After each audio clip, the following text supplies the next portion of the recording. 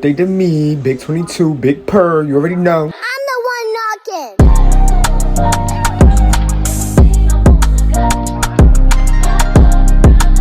What's good, y'all? It's your boy Heck Rambo, and welcome back to my YouTube channel, Coolest Vibes. You already know the vibes. We got a special guest, Maya. Follow her Instagram at It's Maya Bands. You already know.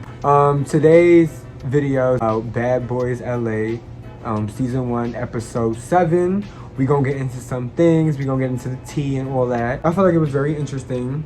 When we start the episode off, it starts off with the situation between Milan and Kirion. They're all sitting in the living room, all the boys and them too. They're sitting talking about the situation at the fashion show and how the fashion show went.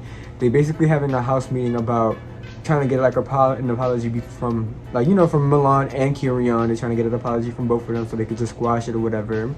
They start talking about the situation or whatever. It starts getting heated between Milan and Kirion. They're going back and forth. It only got back and forth because Kirion wasn't trying to hear Milan's apology. He kept just being immature about it. Right. Both being like little ass boys, being like kids, and just was bickering back and forth to the point where Milan said something and it made Kirion get up from his seat and like he didn't even swing. He just was like, he flexed on him. Like he was just like, I'll do this right now. But he got up out his seat flexing like he was gonna do something. So Milan came around from the podium that he was standing behind and he was like, what's up? And then Milan just swung again. They started fighting. Beep, boop, bop, beep, beep, beep, all that. You said I ain't never done shit. You just said you got in my head. Okay, let me. So you just obviously admitted to the fact that you were talking and taunting me for no reason. I'll taunt you right the fuck now. Okay, nigga. run up, nigga.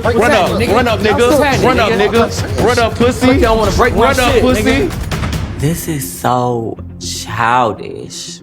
Bitch, y'all are grown as fuck.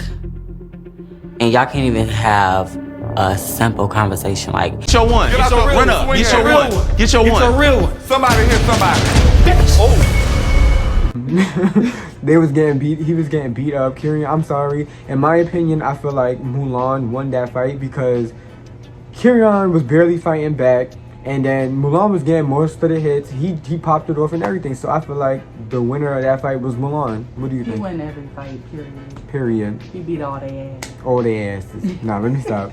But for real, I really feel like he generally won that fight because he put in that work, and Kirion didn't really fight that much. They was on top of producers and cameramen and stuff like that, looking ridiculous.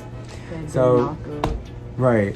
So after that situation, after they get the boys to separate and stuff like that, they keep the boys separate. The Rels and Kirion have a separate conversation. Kirion is saying that he's basically doing all of that for a reason. Everything that he's doing is for a reason, that we're gonna learn, we're gonna see, and all this extra stuff.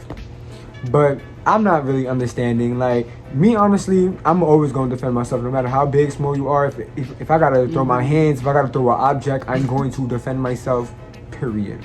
And that's just that. They was talking, Milan was showing his dildos to the other people.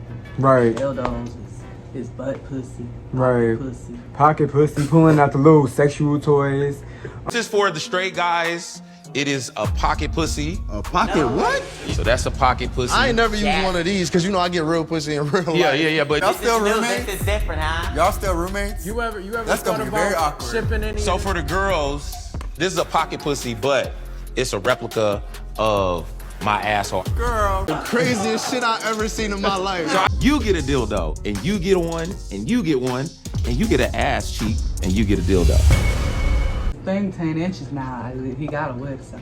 Ooh, you looked at the website? She tuned in. She was trying to see how much it was, what it It's too is, expensive. what it looked like. She said it's expensive.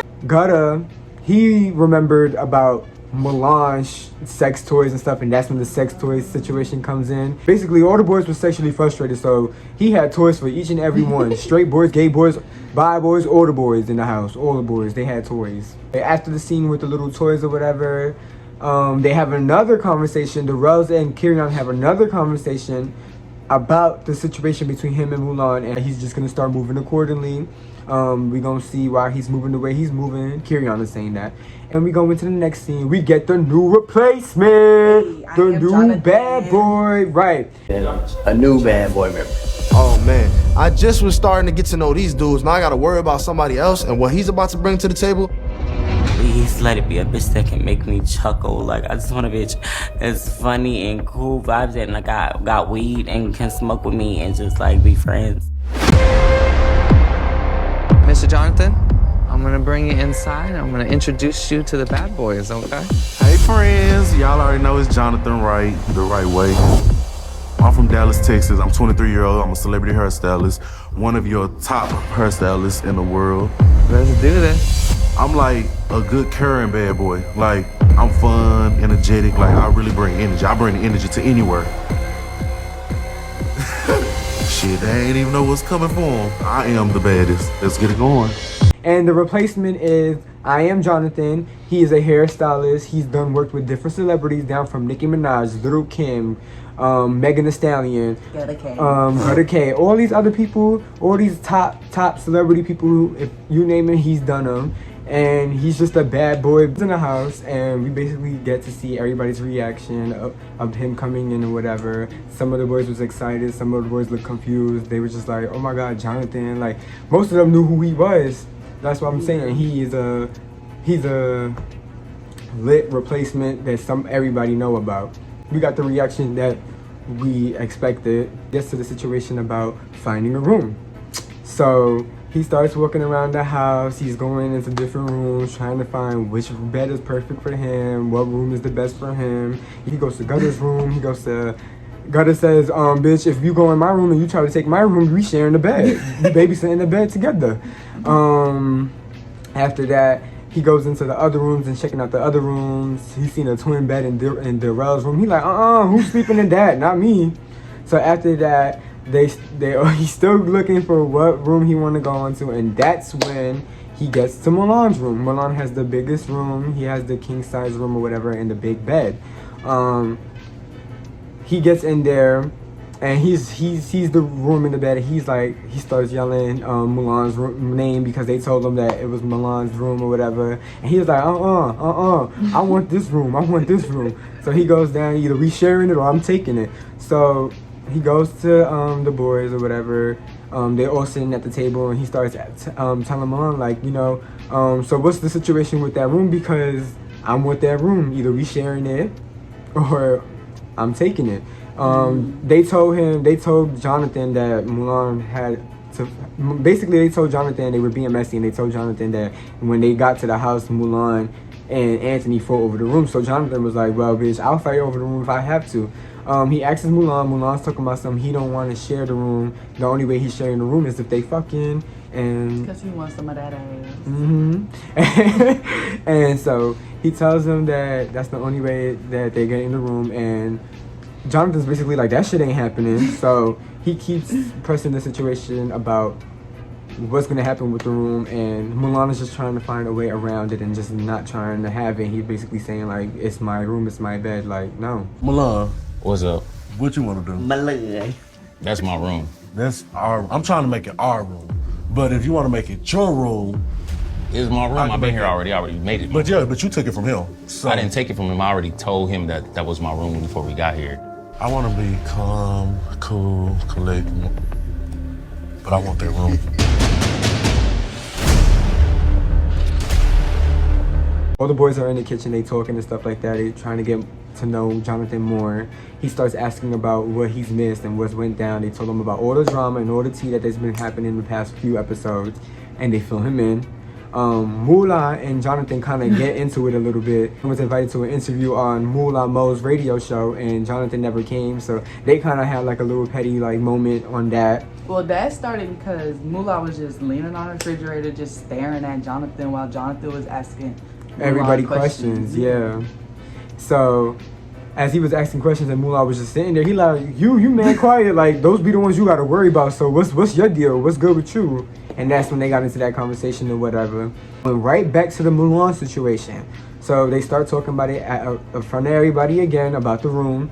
Mulan is still saying like, nah, I want the room, it's my room, like I'm not about to share this unless we doing something, like period. That's just how it is. Before that, they also brought up the altercation that happened between Moolah and Kurion, and then Jonathan was putting his information about how nobody needed to front and ask people what they really about, and they just brought up Ole Miss. Like, go back upstairs after they that all that happened. They go back upstairs to the room, and Jonathan is putting stuff in. He's taking Mulan's stuff down and making empty spaces to put his stuff in the closet. And they start talking in the bedroom. You know, Darrell's is in the background being nosy. Darrell be having me weak. He's always being nosy. It ain't not one situation where he is not there. Right, he's sitting in the back just like, I'm just ready to see something pop off. Like, so that was happening. Then after we get that room scene, we come outside and the other boys like Anthony, Gutta, Kirion and Curtis, they all sitting out there and they were basically having a conversation, just chilling. Curtis starts talking about like how Gutta, they talking about friendships and stuff like that in the house, and Curtis basically comes out and tells us that he's cool with Gutta, and he's like, Gutta is one of his first gay friends, and Gutta was like hype or whatever. He was like, "Ow, he mentioned that on TV. Y'all heard that on national television. I'm his first gay friend, twin. Right? That's my twin in them, whatever. That was cute. That was cool, whatever. It's good to see straight boys and gay guys be cool and can be like, you know, normal in a space like that. Like, it's good to see that you can be straight and be comfortable with your sexuality and be around a boy that's gay. You know, like, it's a different time now. The world is changing, and you can see that there's more straight men who's becoming more accepting and just getting over it.